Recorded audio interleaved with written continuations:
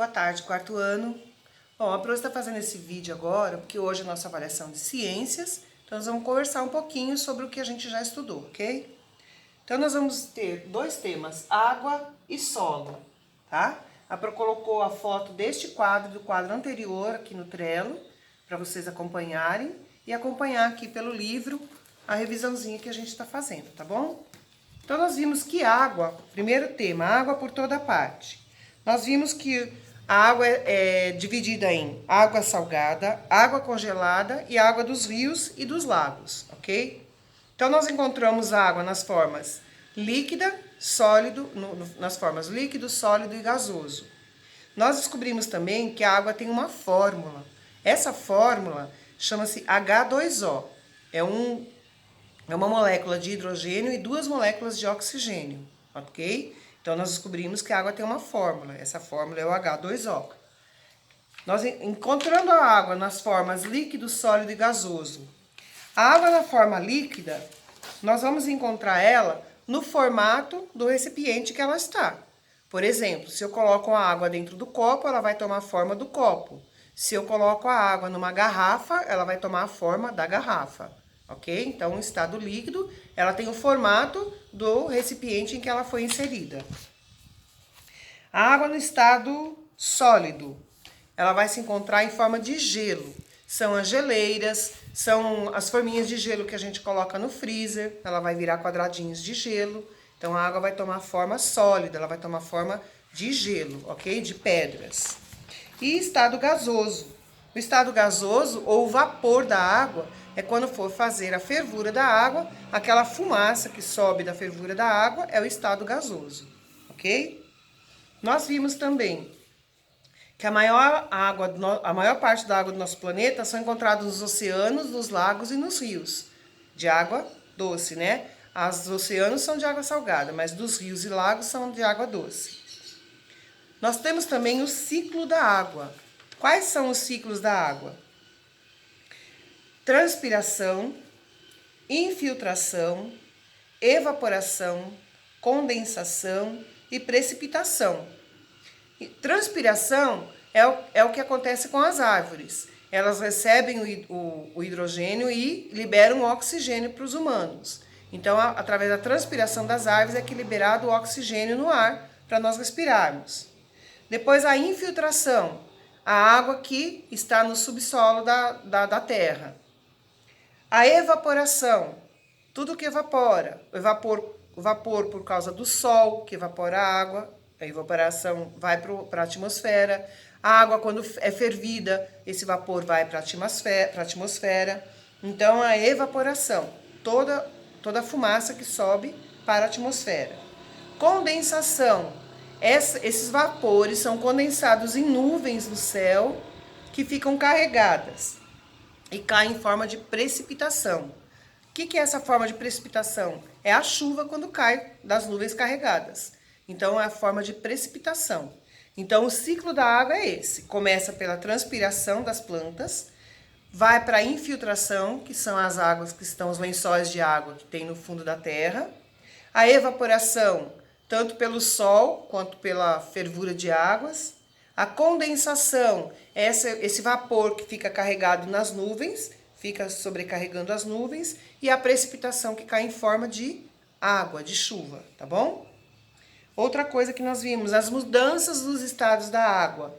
Nós temos as mudanças dos estados: vaporização, solidificação, condensação e fusão. Então vamos lá. A vaporização é a passagem do estado líquido para o estado gasoso. Quando ferve a água, ela sai do estado líquido e vaporização. Ela passa a estado de vapor, aquela fumacinha que sai da água. Solidificação. Ela vai passar do estado líquido para o estado sólido. É o caso do gelo, que a gente coloca na forminha e coloca lá no freezer. Ou as geleiras, tá? Então, a água passa a virar uma pedra de gelo. Depois, a condensação. A condensação é quando a água está em fervura e tem contato com um recipiente mais frio. É o caso que a Pro fez para vocês a experiência. A panela estava tampada. Quando eu tirei a tampa, escorreu aquela água. Então, ela condensou, tá? Ela passou do estado líquido para o estado de vapor, é condensação. E a fusão? A fusão, o gelo está fora do freezer, quando nós tiramos o gelo do freezer, deixamos no ar, deixamos em cima da pia, por exemplo, ou deixamos em cima de uma pedra do ar, e esse gelo vai derretendo, tá? Vai fazendo a fusão, ela vai passar do estado sólido para o estado líquido novamente, que é a fusão. Ok, pessoal? O que mais que a gente estudou? Eu vou abrir outro quadro aqui. Esses dois quadros, a Pro tá colocando a foto aí no Trello para vocês acompanharem, tá? Então, vamos lá. Eu vou continuar por aqui, ó. A água para o consumo humano, ela tem que ser o quê?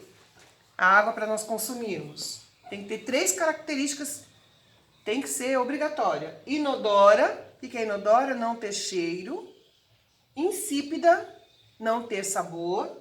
E incolor, não ter cor, né? Então, a água para o consumo humano deve ser inodora, insípida e incolor, tá? Sem sabor, sem cheiro e sem cor. Mesmo estando clara, ela pode apresentar bactérias que não vemos a olho nu. Se ela apresentar essas bactérias que nós não conseguimos ver, por isso que nós temos que ou ferver ou filtrar sempre a água que nós vamos consumir. O consumo humano tem que ter ou fervura ou filtragem da água. Se elas conterem essa bactéria aqui que a gente não consegue ver, elas podem causar doenças no nosso organismo. Quais são as possíveis doenças que ela pode transmitir? Diarreia, esquistossomose, que é um caramujo que fica no fundo das águas.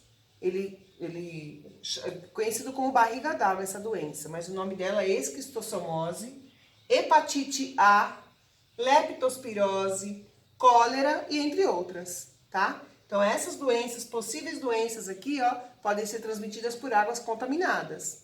Por isso que mesmo que a água esteja transparente, nós não podemos consumir sem ferver ou filtrar, ok?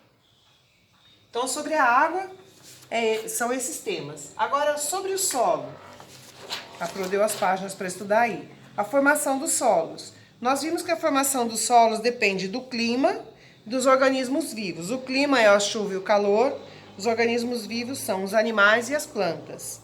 E os tipos de rochas, né? Mais resistentes e menos resistentes. Nós vimos também que existe um processo de decomposição das rochas. O tempo, o vento e a água, lembra que a gente viu lá na foto do livro? Tem uma praia que tem uma pedra enorme que tem um buraco no meio. Foi a ação do tempo que deteriorou. Essa pedra que foi com o tempo desgastando, virou o quê? Virou areia que foi para o mar, né? Aquela areia que tem, aquela faixa de areia que tem antes do mar, são essa decomposição das rochas aqui que vão sedimentando. Elas vão ficando paradinhas ali no lugar, ok? As características do solo, depois nós temos aqui. Para que serve o solo? Qual o uso do solo para os humanos, para as plantas e para os animais? Olha só, o uso para os humanos, nós retiramos o nosso alimento, assim como os animais. Então a terra serve para tirar o alimento para os humanos e para os animais. Para a agricultura, é usado para a reprodução das plantas.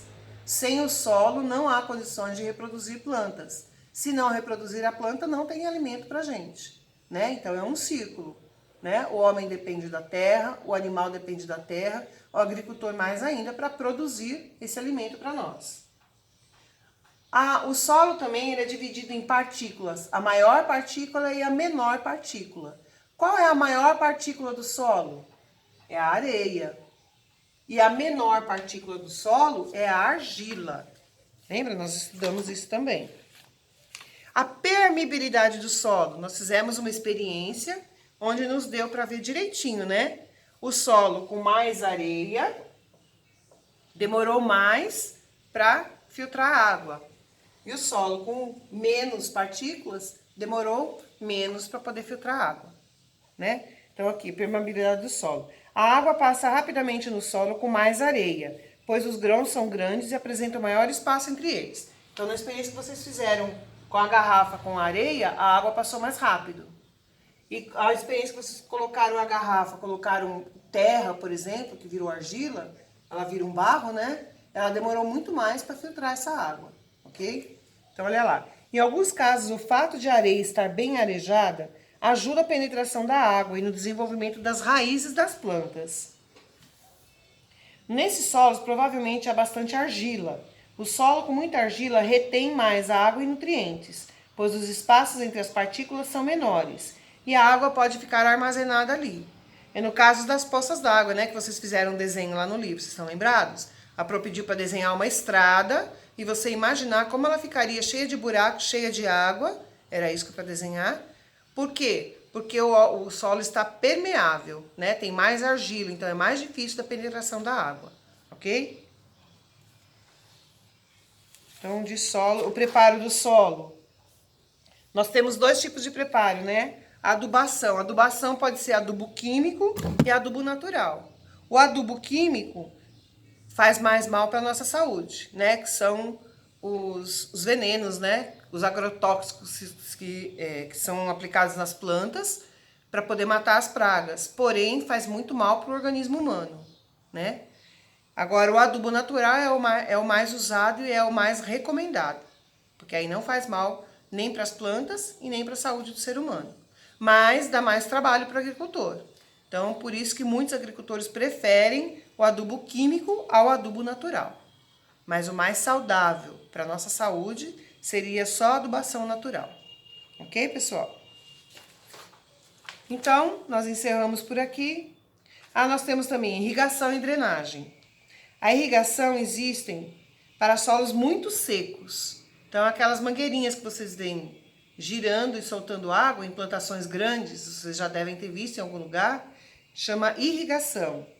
E a drenagem é por baixo da terra, tá? São mangueiras que são furadinhas e que elas vazam água direto ali embaixo da terra. Então, a terra, o solo está sempre úmido e a plantação cresce mais rápido. Ok? São os dois tipos. São os dois tipos de técnica usada para o preparo do solo. Ok, pessoal? Então, a revisãozinha foi essa.